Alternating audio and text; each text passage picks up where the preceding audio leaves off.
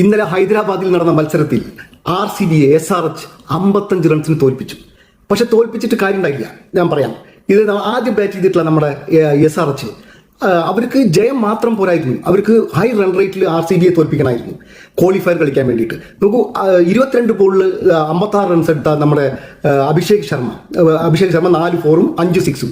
16 ബോളിൽ 26 റൺസ് എടുത്ത നമ്മുടെ ട്രാവിസ് ഹെഡ്, അയാൾ 5 4 അടിച്ചു.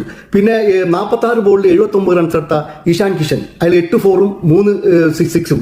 അത് കഴിഞ്ഞിട്ട് വന്നിട്ടുള്ള നമ്മുടെ 24 ബോളിൽ 51 റൺസ് എടുത്ത എൻറിച്ച് ക്ലാസൻ, അയാൾ 2 4-ഉം 5 6-ഉം. ദെൻ 29 റൺസ് എടുത്ത നമ്മുടെ 12 ബോൾ 29 റൺസ് എടുത്തിട്ടുള്ള നമ്മുടെ നിതീഷ് കുമാർ റെഡ്ഡി 3 6.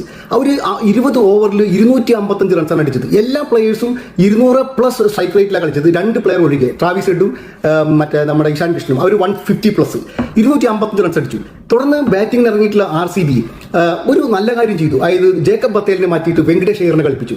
19 ബോളിൽ 44 റൺസാണ് അയാൾ അടിച്ചത്. 4 4-ഉം 4 6-ഉം. കോഹ്ലിക്ക് അധികം പെർഫോം ചെയ്യാൻ പറ്റിയില്ല. 15 റൺ ഔട്ടായി. 21 റൺ ദേവത്ത് പടിക്കൽ. ദെൻ 56 റൺസ് 39 ബോളിൽ എടുത്തിട്ടുള്ള ക്യാപ്റ്റൻ രജത് പട്ടിദാർ.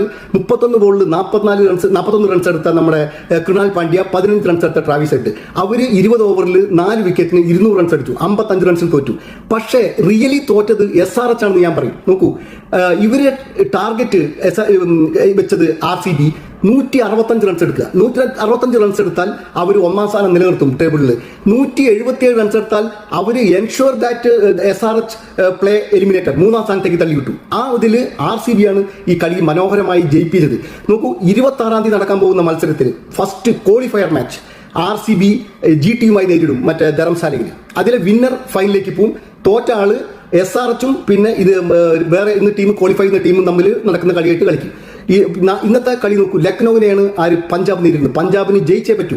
നാളെ നടക്കുന്ന 1ാമത്തെ മത്സരത്തിൽ RR മുംബൈ നേരിടും. RR ജയിച്ചാൽ RR ക്വാളിഫൈ ചെയ്യും, ഇതിൽ മറ്റേ 4ാം സ്ഥാനക്കാരായിട്ട് കയറും.